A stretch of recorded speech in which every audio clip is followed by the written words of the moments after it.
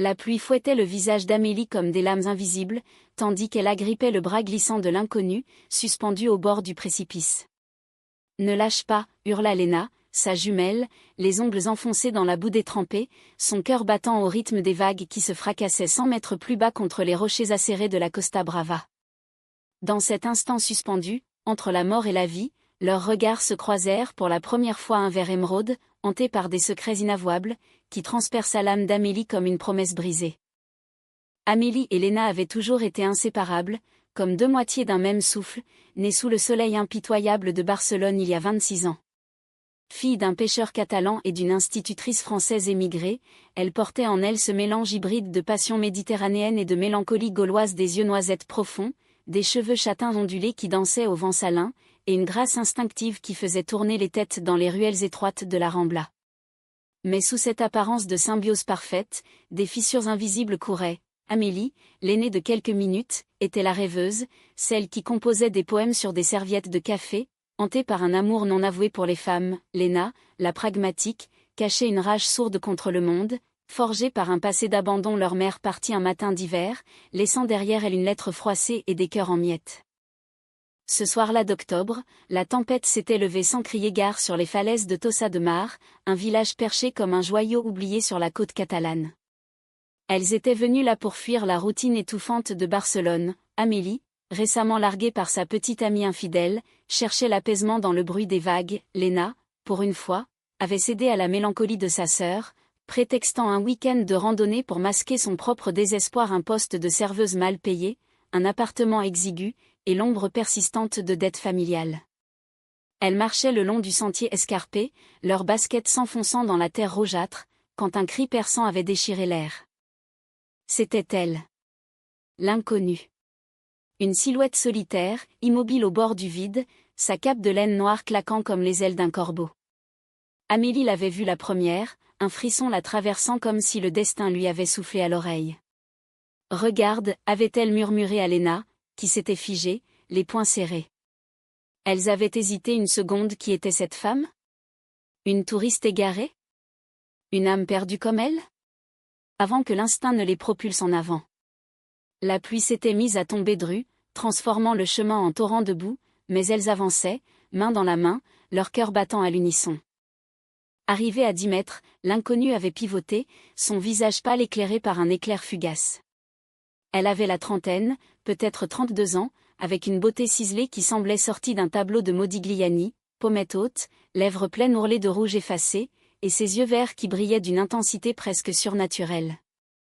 Ses cheveux noirs, trempés, collaient à son front en mèches rebelles, et son manteau de couturier, déchiré par le vent, révélait une silhouette élancée, athlétique.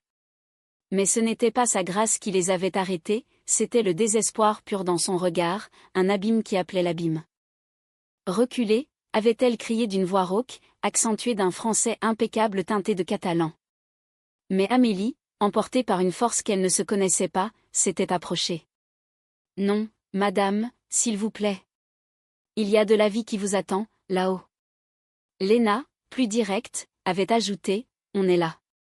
Laissez-nous vous aider. » L'inconnu avait ri, un rire amer qui s'était brisé en sanglots. La vie. Quelle blague. Allez-vous-en, avant que je ne vous entraîne avec moi. C'est alors que le sol avait cédé sous ses pieds. Un glissement de terrain minuscule, mais fatal, la corniche s'était effritée, emportant des mottes de terre et de cailloux dans le vide. Elle avait basculé en arrière, ses talons glissant sur la roche humide, et seul son manteau accroché à une racine tordue l'avait retenue.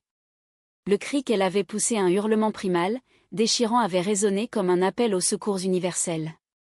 Amélie et Léna n'avaient pas réfléchi. Elles s'étaient jetées en avant, Amélie attrapant son bras gauche, Léna le droit, leur corps tendu comme des arcs, les muscles hurlant sous l'effort. La pluie martelait leur dos, le vent hurlait dans leurs oreilles, et en bas, les vagues rugissaient comme des bêtes affamées. Tire, grognait Léna, ses biceps saillant sous le tissu mouillé de sa chemise. Amélie, les larmes se mêlant à la pluie, serrait plus fort, sentant sous ses doigts la peau chaude, vivante, de cette étrangère. « Accroche-toi à nous. À la vie. » L'inconnue, haletante, levait les yeux vers elle, et dans cet instant, un miracle s'opéra, ses doigts se refermèrent sur les leurs, non plus par peur, mais par une étincelle de volonté ravivée. D'un effort surhumain, synchronisé comme si elles avaient répété cette danse toute leur vie, les jumelles tirèrent. 1 mètre, 2, puis enfin, elle bascula sur la terre ferme, s'effondrant dans leurs bras dans un amas de laine trempée et de souffle court. Elles restèrent là, à 3, enlacées dans la boue, le monde réduit à ce triangle de corps tremblants. L'inconnu pleurait en silence, ses épaules secouées, tandis qu'Amélie caressait ses cheveux d'un geste instinctif, maternel et pourtant chargé d'une tendresse interdite. Léna, pragmatique, vérifia qu'aucune blessure n'était visible, juste des égratignures, des bleus naissants. « Vous êtes en sécurité maintenant » murmura-t-elle, sa voix rauque d'émotion. L'inconnu hocha la tête, encore sonnée, et pour la première fois, elle murmura son nom, Élise. « Je m'appelle Élise. » Ils descendirent la falaise dans un silence ponctué de respirations haletantes, soutenant Élise qui boitait légèrement sur sa cheville foulée. La nuit tombait, enveloppant Tossa de marre d'un voile indigo, et les lumières du village scintillaient comme des étoiles tombées. Amélie et Léna l'emmenèrent à leur petite auberge, un refuge familial niché dans les remparts médiévaux, où l'odeur de paella et de vin rouge flottait encore dans l'air. La propriétaire, une veuve catalane nommée Rosa, les accueillit avec des couvertures chaudes et un thé à la menthe. « Qu'est-ce qui vous est arrivé, mes filles ?» Et cette belle dame, demanda-t-elle, les yeux écarquillés. Élise, enveloppée dans une robe de chambre trop grande, sirota son thé sans un mot, son regard perdu dans les flammes de la cheminée. Amélie, assise à ses côtés, sentait une chaleur étrange monter en elle, pas seulement celle du feu, mais celle d'une connexion naissante, fragile comme une toile d'araignée. Léna, en retrait, observait la scène avec un mélange de suspicion et de curiosité. Qui était cette femme? Son accent français, son manteau de luxe tout criait l'opulence, un monde à des lieues du leur. Mais ce soir-là, sous le toit de chaume, les hiérarchies s'effaçaient. Élise parla enfin, d'une voix basse, comme si chaque mot lui coûtait « J'ai tout perdu. Mon empire. Mon amour. Tout. Je suis venue ici pour en finir. » Amélie posa une main sur la sienne, un geste timide qui fit frissonner Élise. « Nous avons tous nos tempêtes. Mais regardez, la vôtre est passée. Et maintenant, vous êtes ici, avec nous. » Léna, sentant la tension, intervint, « Demain, on vous raccompagne à Barcelone. Il y a toujours un train de nuit. » Mais Élise secoua la tête. « Pas encore. Laissez-moi rester un jour ou deux. Juste pour respirer. » Les jumelles échangèrent un regard, celui des âmes sœurs, complices et inquiets. Elles acquiescèrent, ignorant que ce « jour ou deux » allait remodeler leur vie comme une vague sculpte le sable. Les jours suivants furent un ballet délicat d'émotions contenues. Élise, malgré sa cheville, insista pour les accompagner dans leur promenade matinale le long de la plage déserte. Amélie, poète dans l'âme, lui racontait les légendes catalanes, les sirènes de la Costa Brava, les amours maudits des pêcheurs, tandis que Léna, plus terrax en grave terre, cueillait des figues sauvages et préparait des pique-niques improvisés. Élise riait pour la première fois, un son cristallin qui faisait pétiller l'air salin, et peu à peu, elle se dévoila. Pas tout, bien sûr, elle parlait de son enfance à Paris, d'une mère actrice et d'un père absent, de rêves d'indépendance forgés dans les cafés de Saint-Germain. Mais les ombres planaient, un divorce récent, une trahison professionnelle, une solitude qui rongeait comme l'écume sur les rochers. Amélie, elle, se surprenait à voler des regards. Élise avait cette élégance naturelle, une façon de rejeter ses cheveux en arrière qui faisait battre son cœur plus fort. Était-ce de la gratitude? De la pitié? Non, c'était plus profond, un désir qu'elle n'osait nommer. Les nuits, dans leur chambre partagée, Élise sur un matelas gonflable, Amélie écoutait sa respiration régulière, imaginant des caresses impossibles. Léna, sentant le trouble de sa sœur, la taquinait doucement, « Elle est belle, hein? Mais fais gaffe, elle a l'air d'une tempête en bouteille. » Amélie rougissait, mais au fond, elle savait, cet inconnu avait allumé une flamme qu'aucune pluie n'éteindrait. Un soir, sous un ciel étoilé, alors qu'elle dînait sur la terrasse de l'auberge paella fumante, vin rouge corsé, Élise leva son verre. « À vous deux, mes sauveuses. Sans vous, je ne serais plus là pour goûter ce nectar. » Ses yeux verts s'attardèrent sur Amélie, une étincelle y dansant. Léna, perceptive, changea de sujet. Et vous, Élise? Qu'est-ce qui vous a amené si près du bord? Élise hésita, puis murmura, un amour qui m'a consumé. Une femme qui m'a trahi, qui a volé mon cœur et mon entreprise. Le silence tomba, lourd de non-dits. Amélie, le cœur serré, murmura, l'amour est un feu, parfois il réchauffe, parfois il brûle. Mais il renaît toujours des cendres. Ce fut le début. Une confidence en entraînant une autre, Élise apprit les failles des jumelles, la fuite de leur mère, les nuits où Léna avait pleuré en silence, Amélie écrivant des lettres d'amour jamais envoyées. En retour, Élise partagea des bribes de son monde, des conseils d'affaires glanés dans les salons parisiens, des rêves de philanthropie pour les femmes oubliées. Mais sous la surface, une tension montait, Amélie et Élise se frôlaient du regard, des mains, dans des instants volés un effleurement lors d'une promenade, un rire partagé trop long. Léna, gardienne instinctive, observait, un pincement au ventre qu'elle niait. Le 5e jour, tout bascula. Elles avaient grimpé jusqu'au château de Tossa, vestige médiéval dominant la mer, quand Élise, essoufflée, s'assit sur un banc de pierre. Amélie s'agenouilla pour masser sa cheville, ses doigts tremblants sur la peau douce. Merci, souffla Élise, sa main effleurant la joue d'Amélie. Le temps s'arrêta. Leurs lèvres se frôlèrent un baiser chaste, hésitant, chargé d'électricité. Léna, en contrebas, vit la scène et sentit un vide se creuser en elle. Pas de jalousie, non, mais une peur viscérale que cette idylle ne brise leur lien indéfectible. La nuit venue, Amélie confia tout à sa sœur, les joues en feu. C'est elle, Léna. Mon cœur la reconnaît. Léna, les larmes aux yeux, l'étreignit. Alors suis-le. Mais souviens-toi, nous sommes une. Toujours. Pourtant, au fond d'elle, Léna pressentait l'orage. Élise n'était pas une simple naufragée, son téléphone, qu'elle gardait allumé en secret, vibrait de messages urgents. Des noms, avocats, investisseurs. Et un appel manqué d'un certain, Victor, avec une voix masculine froide, « Madame Duval, votre jet est prêt. Paris vous attend. » Le retour à Barcelone s'annonçait comme une parenthèse enchantée, mais la réalité mordit vite. Élise, rétablie, insista pour les héberger dans son hôtel, un palace discret du quartier Aix-Sample, avec balcon donnant sur la Sagrada Familia, cette cathédrale inachevée qui semblait refléter leurs âmes tourmentées. Amélie et Léna, mal à l'aise dans cet écrin de luxe, lustre de cristal, marbre italien, se sentaient comme des intruses. C'est trop, protesta Léna, tandis qu'Amélie, émerveillée, touchait les rideaux de soie. Élise rit doucement, laissez-moi vous gâter. C'est le moins que je puisse faire. Les jours se muèrent en une danse enivrante. Par jour, elles exploraient la ville, les marchés de la Boqueria, où Élise achetait des amandes grillées et des olives noires, riant des anecdotes de Léna sur les clients ivrognes, les ruelles gothiques, où Amélie lisait des extraits de Lorca à Élise, leurs épaules se frôlant sous les arcades sombres. Les nuits appartenaient à Amélie et Élise, des dîners aux chandelles dans des bistrots cachés, où le vin catalan déliait les langues. Élise parlait de sa vie PDG d'une start-up tech parisienne, Duval Innovation, qui révolutionnait l'énergie verte. J'ai bâti ça de mes mains, disait-elle, les yeux brillants.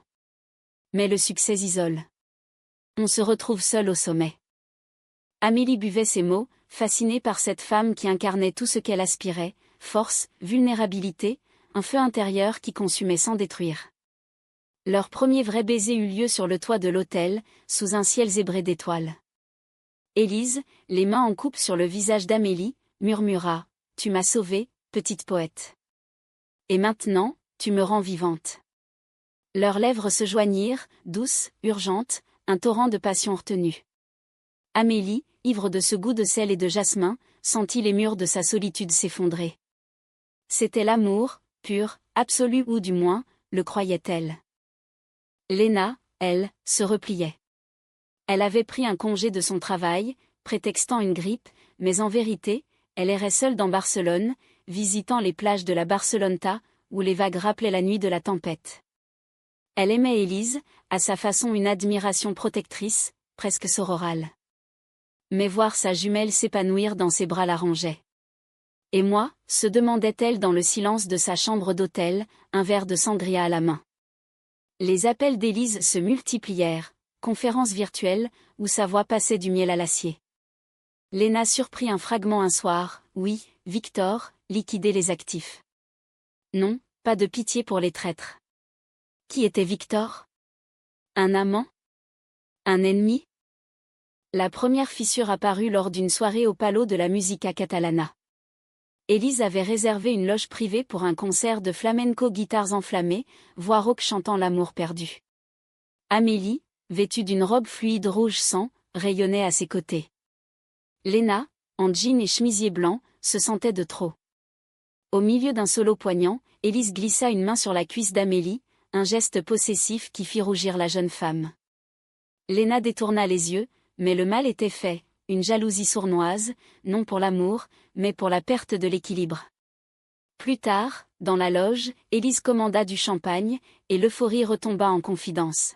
« J'ai été mariée, vous savez », lâcha Élise, son verre tremblant. À un homme. Pour les apparences. Mais c'était elle, ma vraie flamme, une associée qui m'a volé mes brevets, mon cœur. Elle s'appelle Clara. Amélie pâlit, imaginant la trahison. Comment as-tu survécu? Élise haussa les épaules, un sourire triste aux lèvres. À peine. C'est pour ça que j'étais sur cette falaise. Pour en finir avec la douleur. Léna, silencieuse jusque-là, intervint d'une voix tendue, et maintenant? Tu vas lui pardonner? Reprendre ton empire?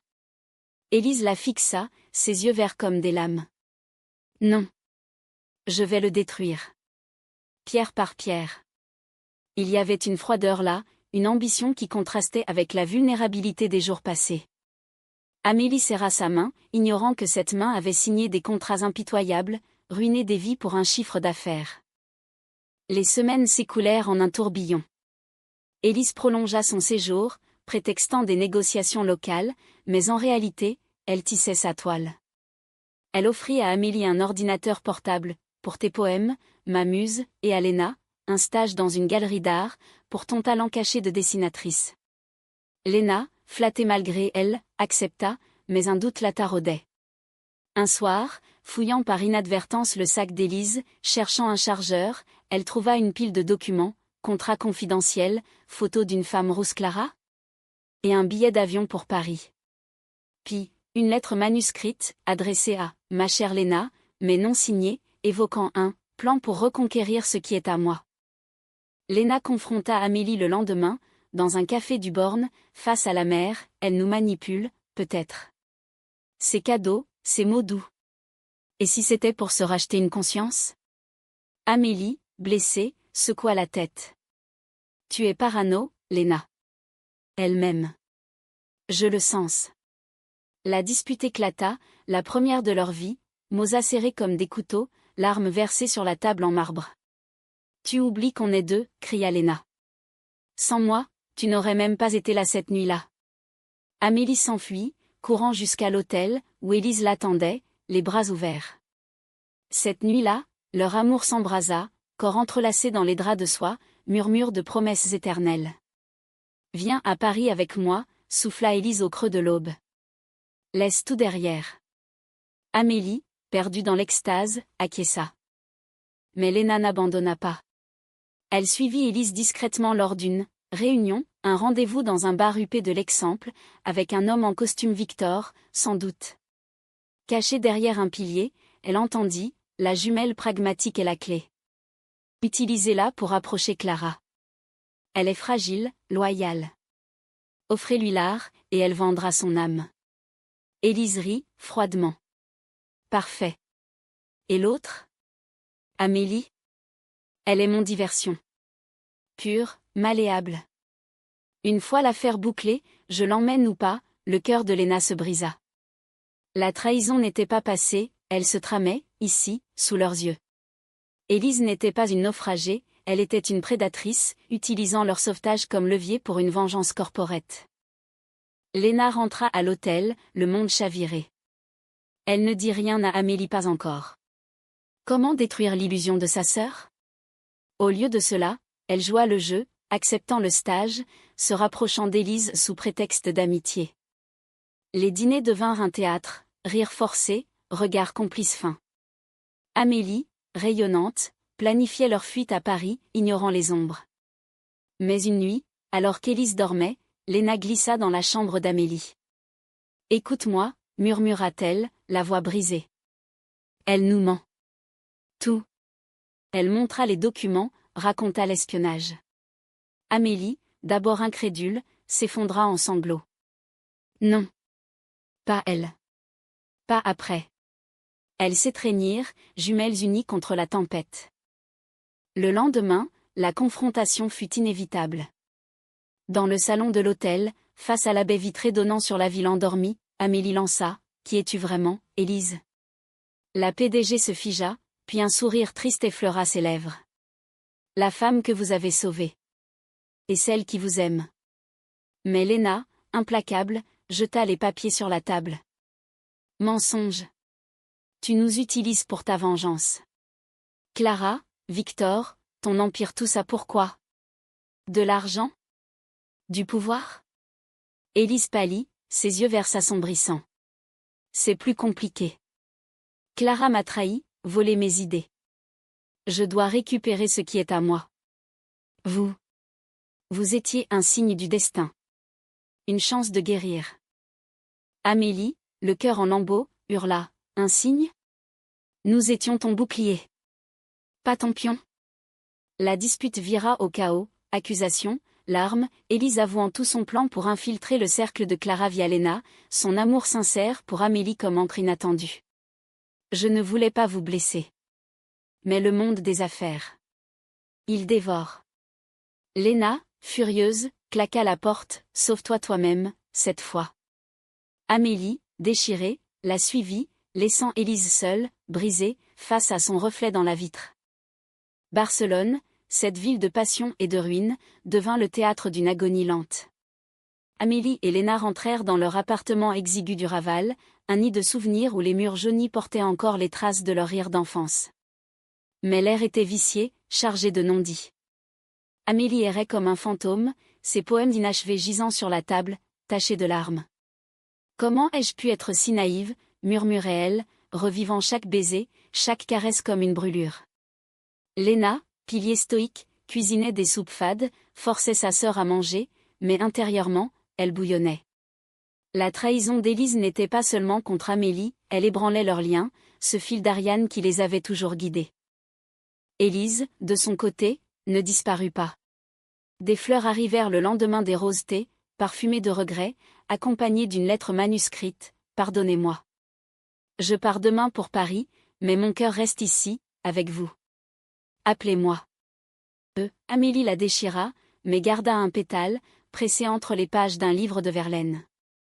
Léna, plus pragmatique, bloqua son numéro, mais vérifia les nouvelles, Duval Innovation en crise, rumeur de sabotage interne. Clara, l'ex-amante, accusée de vol industriel. Était-ce justice ou vengeance? Léna se surprit à compatir, un peu Élise avait souffert, après tout. Mais la douleur d'Amélie primait. Les semaines suivantes furent un purgatoire. Amélie reprit son boulot de libraire dans une échoppe du quartier gothique, entourée de volumes jaunis qui murmuraient des histoires d'amours impossibles. Les clients la trouvaient changée, plus grave, plus intense, comme si la mer l'avait marquée au fer rouge. Léna, quant à elle, plongea dans le stage offert une galerie d'art moderne près de la Pedrera, où elle dessinait des esquisses tourmentées, falaises, vagues, silhouettes enlacées. Son talent émergea, salué par la directrice, une femme aux cheveux courts nommée Martha. « Tu as du feu en toi, petite, » dit-elle un soir, posant une main sur son épaule.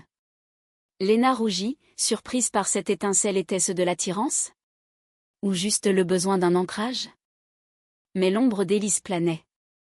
Un appel anonyme vint un soir, Victor, la voix suave. Madame Duval regrette. Elle veut vous voir. Une dernière fois. Pour clore le chapitre. Léna raccrocha, furieuse, mais transmit le message. Amélie, après des nuits d'insomnie, céda. Je dois savoir. Pour guérir. Léna, protectrice, insista pour l'accompagner. Elles se retrouvèrent dans un café discret de Gracia, sous les guirlandes lumineuses qui dansaient comme des lucioles. Élise était là, plus pâle, plus fragile, dans un tailleur pantalon gris perle qui soulignait sa grâce androgyne.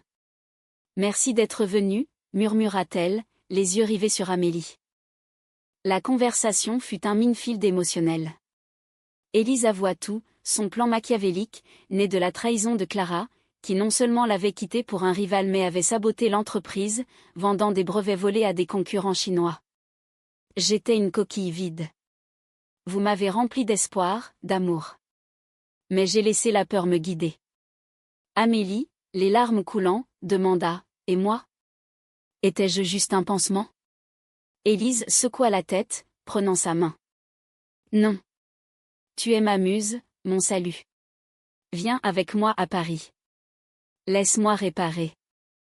Léna, silencieuse, observait. L'alchimie entre elles crépitait encore, magnétique, dangereuse. C'est alors que le destin frappa. Un SMS sur le téléphone d'Élise, Clara est là. Elle sait pour les jumelles. Rendez-vous immédiat. Élise pâlit. C'est un piège. Elle veut me ruiner publiquement. Sans réfléchir, les trois femmes se lancèrent dans la nuit barcelonaise taxi à travers les avenues illuminées, jusqu'à un entrepôt désaffecté près du port. Léna, au volant imaginaire, c'était Élise qui conduisait, mais son pouls battait comme si elle menait la charge, serrait les poings. Amélie, terrifiée, murmurait des prières païennes à la Vierge de Montserrat. Arrivée sur place, l'air puait l'huile et le sel, des ombres se mouvaient dans l'obscurité. Clara émergea, flanquée de deux hommes en costume sombre des avocats. Des gardes? Une rousse flamboyante, la quarantaine, avec un sourire carnassier. Élise, ma chérie. Tu as ramené tes petites sauveuses? Pathétique. La confrontation explosa, accusations volèrent comme des poignards. Clara ricana, tu penses que ces gamines changeront quoi? Ton empire est fini. J'ai les preuves tes manipulations, tes mensonges. Et maintenant, tu les entraînes dans ta chute? Élise, dos au mur, littéralement, contre un container rouillé, riposta, tu m'as trahi la première.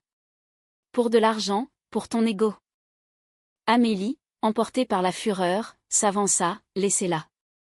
Elle a souffert assez. Clara la toisa, amusée. Et toi, la poétesse? Tu crois que l'amour sauve? Regarde ta sœur, elle sait que c'est du vent. Léna, sentant le piège se refermer, murmura à Amélie, fiche le camp. Je gère.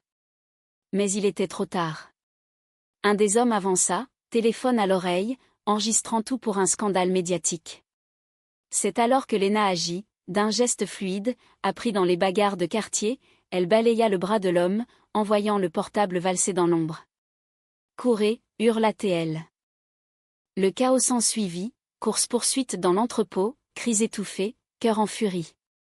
Élise attrapa la main d'Amélie, Léna couvrant leurs arrières, renversant des caisses pour bloquer les poursuivants. Elles émergèrent sur le quai, haletantes, la mer noire sous la lune comme un miroir brisé. Clara, furieuse, cria, « Vous ne gagnerez pas. La police saura tout. » Mais Élise, adossée à un pylône, sortit son propre atout, un dossier USB, caché dans sa poche. « J'ai tes preuves, Clara. Tes virements offshore, tes amants complices. On peut en finir ici, ou tout brûler ensemble. » Un silence tendu s'installa. Clara, acculée, capitula non par bonté, mais par calcul. Trêve. Pour l'instant. Elle partit, ses sbires sur les talons, laissant les trois femmes seules face à l'océan. Amélie s'effondra en pleurs, entre Élise et Léna. C'était de la folie. Élise l'étreignit, notre folie. Ensemble. Léna, essuyant une égratignure au bras, hocha la tête, mais son regard restait froid. La nuit avait soudé quelque chose ou l'avait-elle brisé davantage? De retour à l'hôtel, les masques tombèrent. Élise proposa un pacte, je renonce à la vengeance. On reconstruit, à Paris ou ici. Avec vous deux. Amélie, déchirée, voulait y croire, Léna, sceptique, exigea des garanties. Pas de secret. Plus de jeu. Elles scellèrent l'accord d'un toast cava pétillant, symbolique. Mais au fond, les graines du doute étaient semées. Amélie et Élise passèrent la nuit ensemble, un amour fiévreux, presque désespéré, tandis que Léna veillait seule, dessinant frénétiquement, 3 silhouettes sur une falaise, l'une au bord du vide. Les mois suivants furent un équilibre précaire. Élise revint à Barcelone régulièrement, investissant dans la galerie de Léna un geste réparateur, financé par un règlement à l'amiable avec Clara. Amélie publia un recueil de poèmes, dédié à celle qui m'a sauvée 2 fois. Leur trio devint une famille improbable, dîners animés, voyages en train vers la France, où Élise montrait Paris sous un jour humain, les quais de Seine, les bouquinistes, les cafés où Verlaine avait sous les Rimbaud. Mais sous la surface, des courants contraires agitaient. Léna se rapprocha de Martha, la directrice de la galerie, une lesbienne affirmée aux yeux bleus perçants, qui offrait une tendresse simple, sans drame. « Tu mérites la paix », lui dit-elle un soir, leurs lèvres se frôlant pour la première fois. Amélie le sentit, ce glissement. Léna s'éloigne, confia-t-elle à Élise lors d'une promenade au parc Güell, sous les mosaïques ondulantes de Gaudí. Élise, pragmatique, répondit, « C'est la vie, ma chérie. » Les jumelles grandissent. Mais Amélie, jalouse non d'amour mais de lien, se raidit. Et Élise ? Ses voyages à Paris se multipliaient, des réunions, qui laissaient des parfums étrangers sur ses vêtements. Un soir, Amélie trouva un message, « Rendez-vous ce soir. » Clara. Pour affaire. Le doute revint, venimeux. La trahison culmina lors d'une exposition à la galerie. Léna, star montante, présentait ses toiles des marines tourmentées, inspirées de la tempête. Élise et Amélie étaient là, applaudissant, mais au milieu de la foule, Clara surgit, un verre à la main, sourire victorieux. « Félicitations, les filles. Élise m'a tout raconté. » Amélie blêmit, Léna, furieuse, l'entraîna à l'écart. Élise, confrontée, avoua des négociations secrètes avec Clara pour fusionner les entreprises, pour le bien commun. C'était pour nous protéger. Un empire stable pour notre avenir. Mais pour Amélie, c'était la goutte, tu nous vends encore. Pour ton pouvoir. La dispute éclata en public, murmures choqués fusant. Léna, déchirée, choisit, Amélie, rentrons. Elle n'est pas pour nous. Élise, brisée, supplia, attendez. Je renonce à tout. Clara, l'entreprise rien ne vaut votre amour. Mais le mal était fait. Amélie, en larmes, suivit sa sœur, laissant Élise seule au milieu des tableaux, un cœur en miettes. Le vide après la rupture fut un océan sans fond. Amélie sombra dans une mélancolie qui la rendait transparente, hantant les rues de Barcelone comme un spectre. Ses poèmes devinrent des élégies, des cris étouffés sur le papier, et même la Sagrada Familia, avec ses tours tourmentées, semblait se moquer de sa douleur. Léna, ancrée par son amour naissant pour Martha, tenta de la ramener à la surface, promenade forcée sur la plage, où le sable collait aux pieds comme des regrets, thé à la camomille dans leur appartement, où les ombres des meubles dansaient au rythme des trains de la gare voisine. Elle n'était pas la bonne, ma puce, murmurait Léna, étreignant sa jumelle jusqu'à ce que les sanglots s'apaisent. Nous sommes assez à nous deux. Mais Élise ne s'effaça pas si facilement. Des lettres arrivèrent, d'abord quotidiennes, puis hebdomadaires, prose élégante, confession nue. Je vends l'entreprise. Tout. Pour racheter mon âme. Pardonne-moi, Amélie. Tu es ma poésie vivante. Amélie les lisait en secret, le cœur tiraillé, les cachant sous son matelas comme des reliques profanes. Léna, découvrant le manège, explosa. Tu vas replonger ? Après ce qu'elle nous a fait ? La querelle qui suivit fut la plus violente, un ouragan de mots qui raviva toutes les failles, la mère partie, les amours brisés, la peur de l'abandon. Tu m'étouffes, cria Amélie. Et toi, tu me quittes pour elle, hurla Léna, pointant Martha du doigt. Elles se séparèrent cette nuit-là, dormant dans des lits froids, le silence plus assourdissant que n'importe quel cri. Pourtant, le destin, ce farceur catalan imprégné de fatalisme français, ourdit sa trame. Martha, intuitive, invita Léna à un atelier d'art-thérapie sur la Costa Brava, ironie du sort, près de Tossa de Mar, viens avec ta sœur. Ça pourrait guérir. Léna céda, et Amélie, épuisée par sa propre solitude, suivit. Le retour sur les falaises fut un pèlerinage douloureux, le vent salin fouettait leurs visages, évoquant la nuit fatidique. Lors d'un exercice dessiner ses peurs sur la toile, Amélie traça une silhouette au bord du vide, Élise, mais aussi elle-même. Léna, à ses côtés, ajouta des vagues protectrices. On est plus forte ensemble, murmura-t-elle, et pour la première fois depuis des mois, elles pleurèrent en harmonie, un baume sur les cicatrices. C'est là, au cœur de l'atelier, que l'imprévu frappa. Un appel, Rosa, la propriétaire de l'auberge, voix chevrotante. Élise est revenue. Elle est mal. Venez vite. Le cœur d'Amélie s'emballa, Léna, malgré tout, prit le volant. Elles trouvèrent Élise dans la chambre qu'elles avaient partagée, pâle comme un linceul, entourée de bouteilles vides et de documents froissés. Elle avait vendu Duval Innovation un communiqué de presse traînait, titrant « La fin d'un empire pour un nouveau départ ». Mais le prix, une dépression abyssale, aggravée par un appel de Clara, « Moqueur, tu as tout perdu pour des fantômes. » Bien fait. Amélie s'agenouilla, prenant sa main froide. Pourquoi? Élise, les yeux mi-clos, murmura, pour toi. Pour être digne. Mais sans toi. Le vide est pire. Léna, en retrait, observa, la femme brisée devant elle n'était plus la prédatrice, mais une âme nue, vulnérable. Martha, arrivée en renfort, proposa, laissez-la venir à l'atelier. L'art guérit ce que les mots ne peuvent. Contre toute attente, Léna acquiesça. Une chance. La dernière. Les semaines suivantes furent une reconstruction fragile, tissée de pardon et de limites. Élise s'installa dans une petite maison louée près de Tossa, vendant ses biens parisiens pour un fonds d'aide aux femmes entrepreneurs, un geste humaniste, inspiré par les histoires d'Amélie.